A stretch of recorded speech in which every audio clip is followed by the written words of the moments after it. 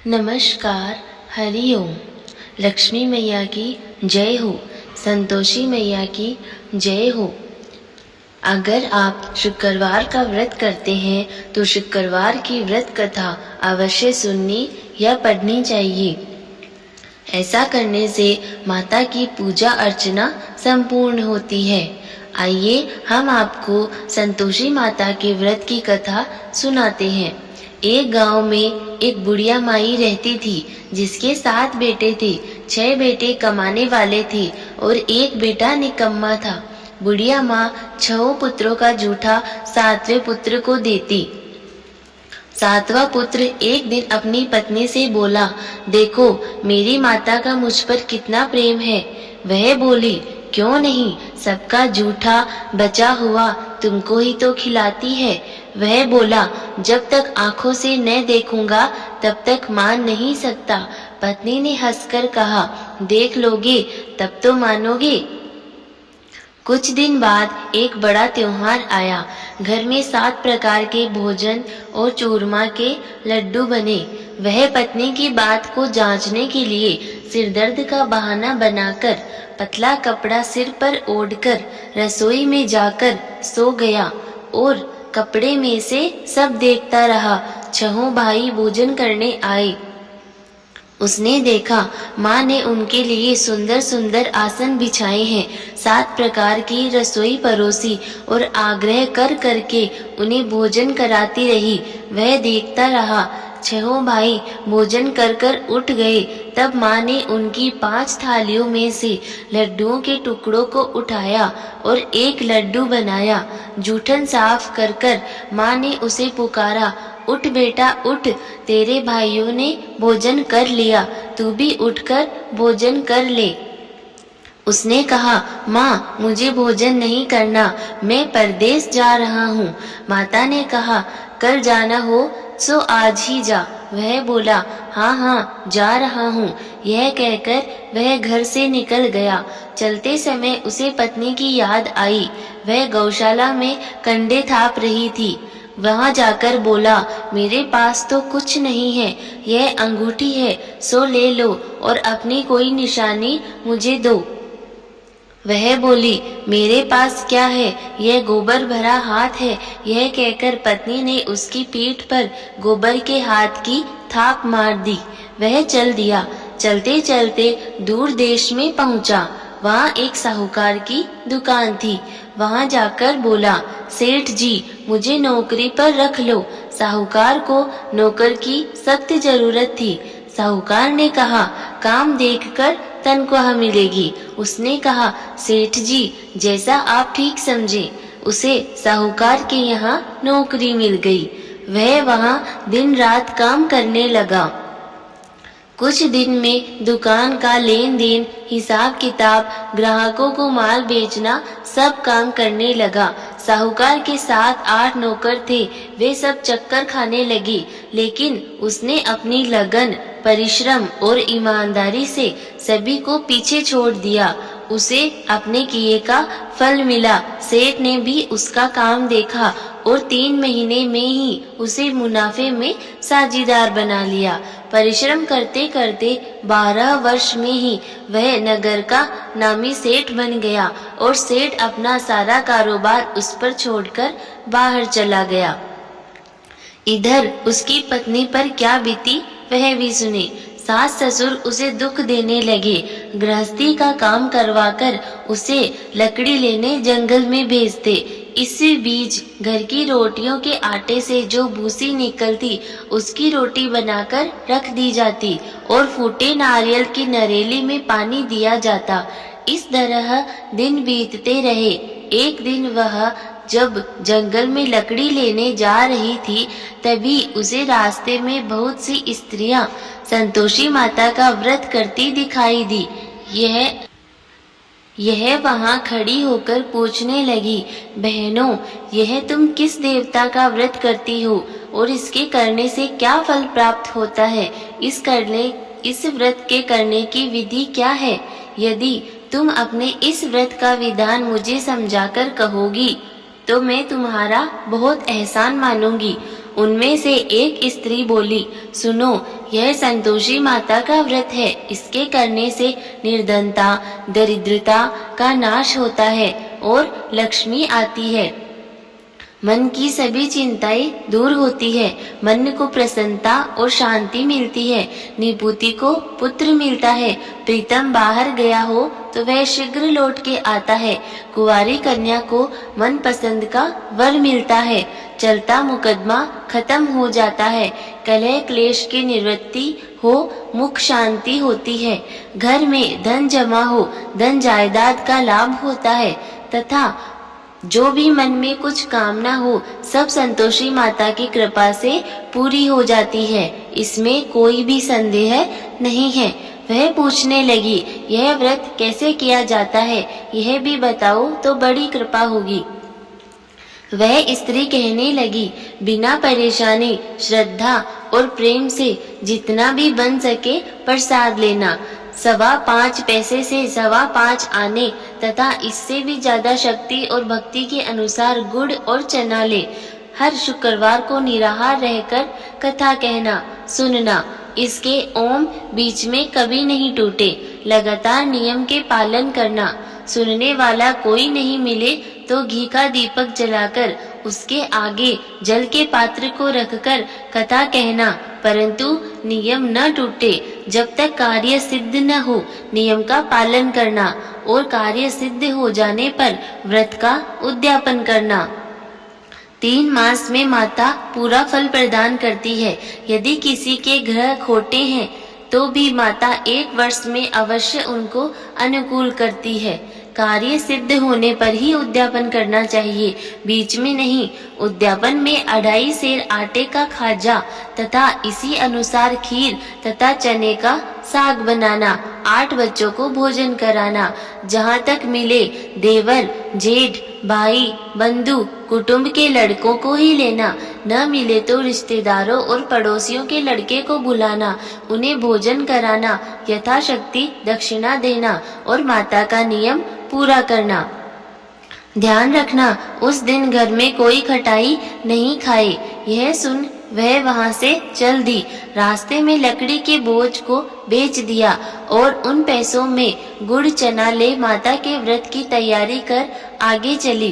रास्ते में संतोषी माता के मंदिर में जा चरणों में लौटने लगी, विनती करने लगी, माँ मैं दीन हूँ, निपट मूर्ख हूँ, व्रत के नियम कुछ जानती नहीं, मैं बहुत दुखी हूँ, हे माता मेरा दुख दूर करो, मैं तेरी शरण में हूँ।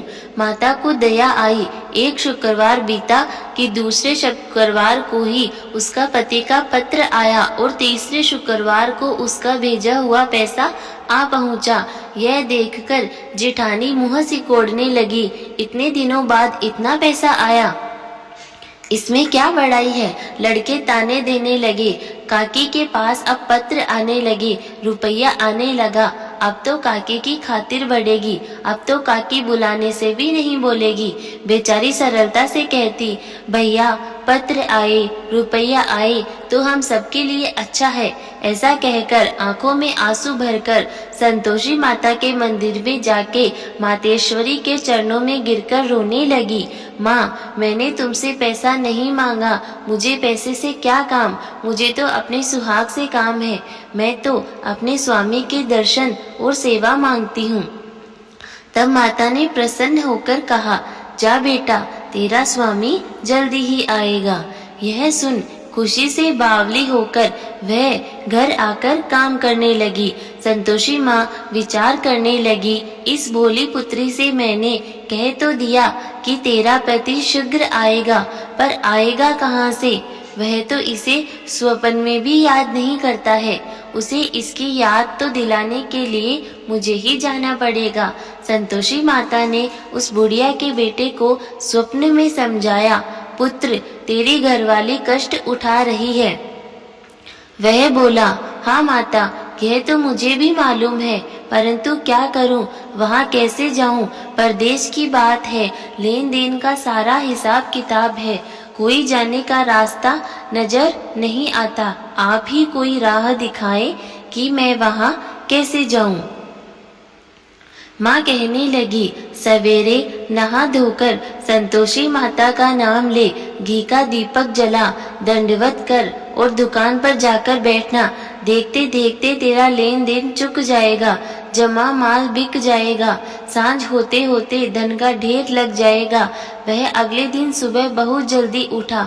उसने अपने मित्र, बंधुओं, परिचितों से स्वप्न में माता द्वारा कही गई बात कह सुनाई। वे सब उसकी बात सुनकर उसकी खिल्ली उड़ाने लगे। वे कहने लगे कि कहीं कभी सपने की बात भी सच्ची होती है भला। एक बूढ़ा व्यक्ति बहुत समझदार था। वह बोला, देखो भाई, मेरी बात मानो। इस तरह साँच या झूठ कहने के बदले देवता ने जैसे कहा है वैसा ही करना। तेरा क्या जाता है। बूढ़े की बात मानकर नहा धोकर उसने संतोषी माता को प्रणाम किया। फिर भी घी का दीपक जलाकर दुकान पर जा बैठा। शाम तक धन का ढेर लग गया। वह हैरान हुआ। मन में संतोषी माता का नाम ले प्रसन्न हो घर जाने के वास्ते गहना, कपड़ा व सामान खरीदने लगा। सब काम से निपट अपने घर को रवाना हुआ। उधर उसको पत्नी जंगल में लकड़ी लेने गई। लौटते वक्त थक जाने के कारण संतोषी माता के मंदिर पर विश्राम करने बैठ गई। यह तो उसका रोज रुकने का स्थान था। धूल उड़ती देख उसने माता से पूछा, हे माता, यह धूल कैसी उड़ रही है। माता ने कहा, हे पुत्री, तेरा पति आ रहा है। अब तू ऐसा कर, लकड़ियों के 3 बोझ बना, एक नदी के किनारे रख, दूसरा मेरे मंदिर पर और तीसरा अपने सिर पर रख। तेरे पति को लकड़ी का गड्ढा देखकर मोह पैदा होगा। वह यहाँ रुकेगा, नाश्ता पानी बनाकर माँ से मिलने जाएगा। तू लकड़ी का बोझ उठाकर जाना और बीच चौक में गड्ढा डालकर 3 आवाजें जोर से लगाना। लो सासू जी, लकड़ियों का गट्ठा लो, भूसी की रोटी दो, नारियल के खोपरे में पानी दो। आज कौन मेहमान आया है। संतोषी माता की बात सुनकर वह बहुत अच्छा माँ कहकर प्रसन्न मन में लकड़ियों के 3 बोझ बना लाई। एक नदी के तट पर, दूसरा माता के मंदिर पर रखा। इतने में ही मुसाफिर वहाँ आ पहुँचा। सूखी लकड़ी देखकर उसको इच्छा हुई कि अब यहीं विश्राम कर लें और भोजन बनाकर खा पीकर गांव चले। इस प्रकार भोजन कर विश्राम कर वह अपने गांव में आ गया। उसी समय बहू सिर पर लकड़ी का गड्ढा लिए आई। उसने गड्ढा को आंगन में डाला, जोर से 3 आवाजें लगा दी। लो सासू जी, लकड़ियों का गट्ठा लो, भूसी की रोटी दो, नारियल के खोपरे में पानी दो। आज कौन मेहमान आया है। यह सुनकर सास ने अपने दिए हुए कष्टों को भुलाने के लिए कहा, हे बहू, तू ऐसा क्यों कहती है। तेरा मालिक ही तो आया है। बैठ, मीठा भात खाकर कपड़े गहने पहन।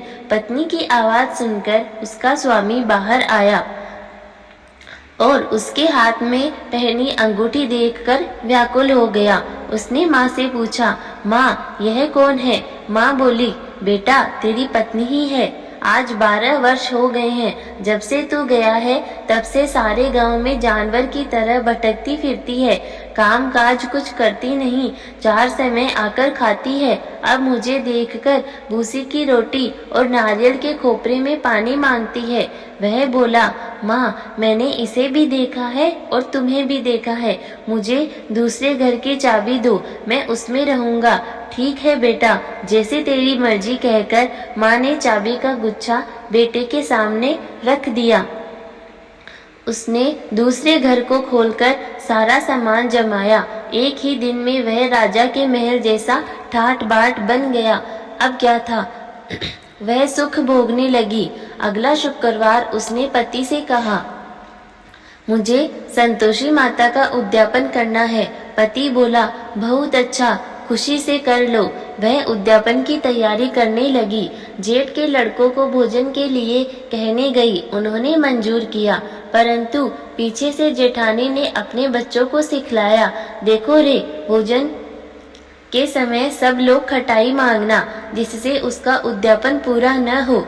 लड़के भोजन करने आए, खीर पेट भरकर खाई। परंतु बात याद आते ही कहने लगे, हमें कुछ खटाई खाने को दो, खीर खाना हमें भाता नहीं, देखकर अरुचि होती है।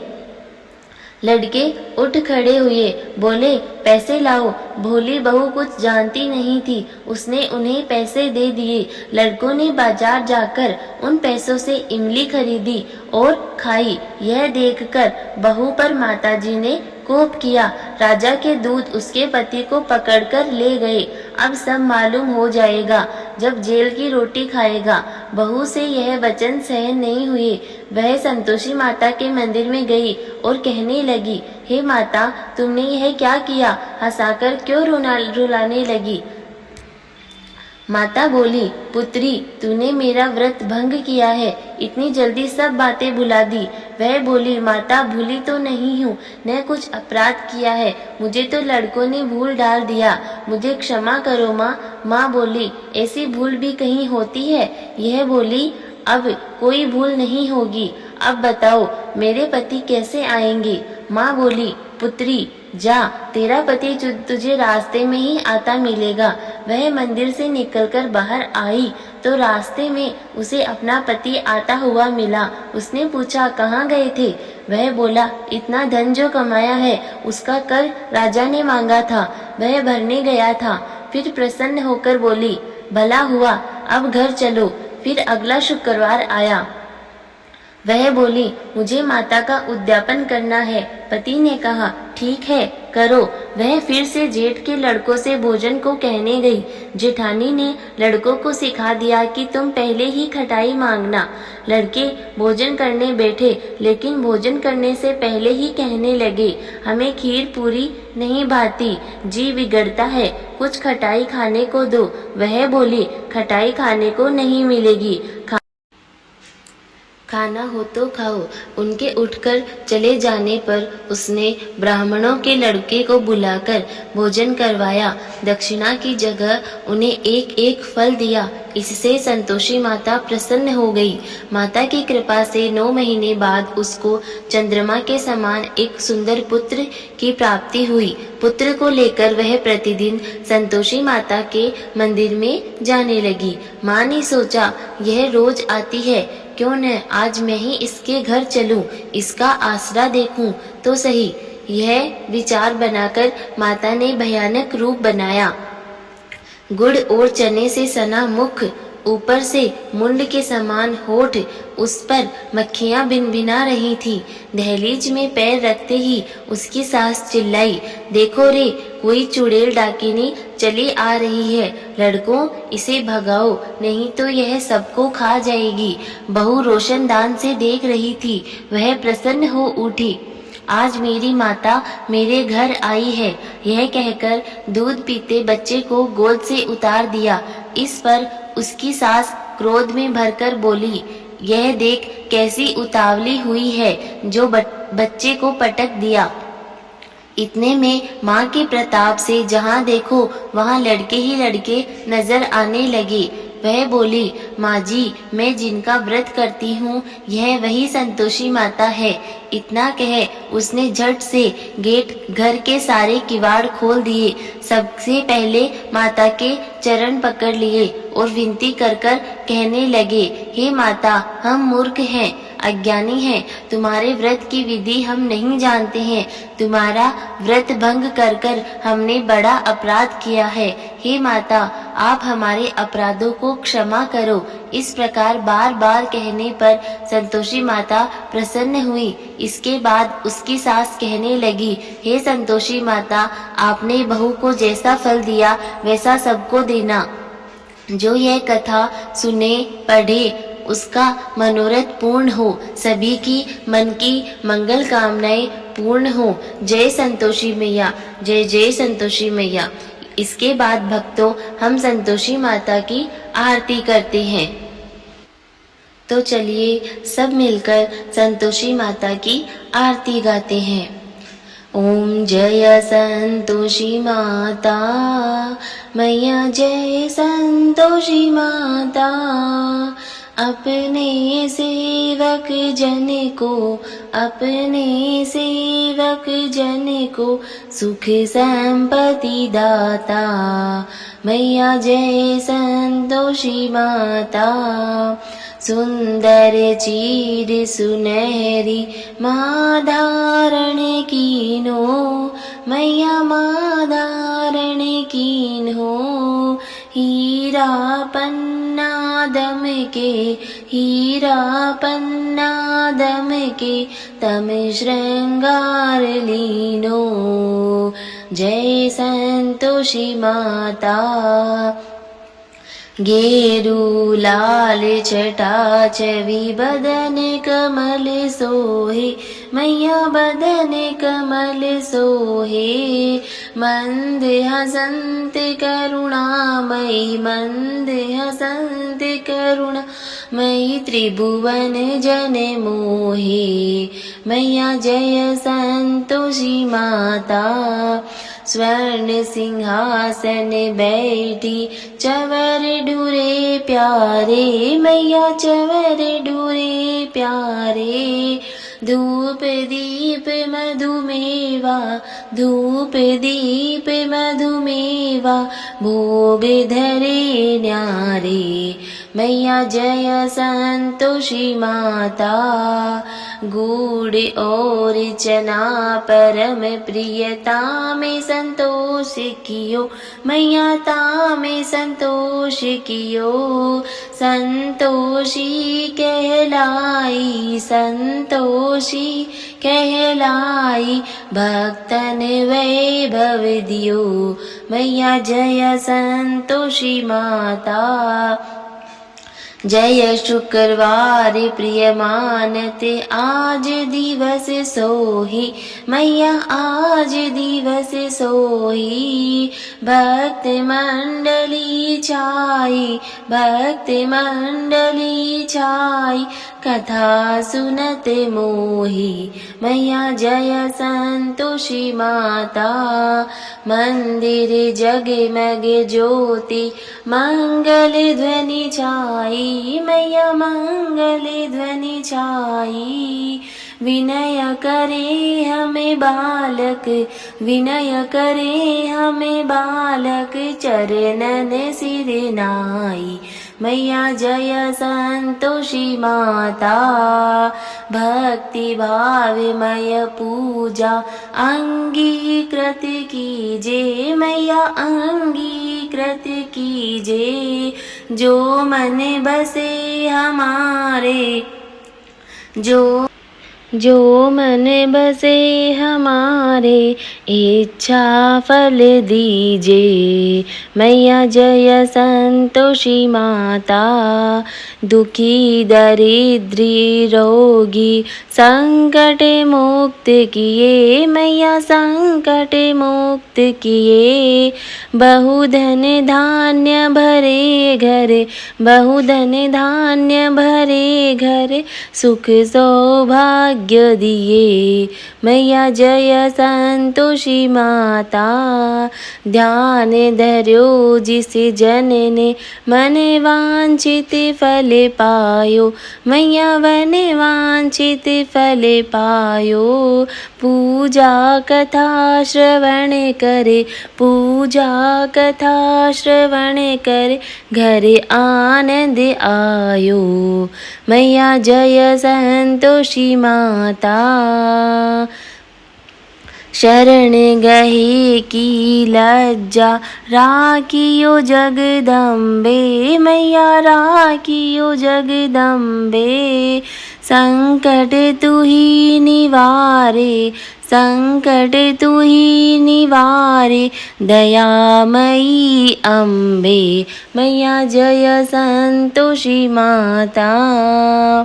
संतोषी माँ की आरती जो कोई नर गावे, मैया जो सुंदर गावे। रिद्धि सिद्धि सुख संपत्ति, रिद्धि सिद्धि सुख संपत्ति जी भर कर पावे। मैया जय संतोषी माता। जय संतोषी माता मैया, जय संतोषी माता। अपने सेवक जन को, अपने सेवक जन को सुख संपत्ति दाता मैया, जय संतोषी माता। सभी बोलो संतोषी मैया की जय हो। सबका कल्याण करने वाली माता की जय हो।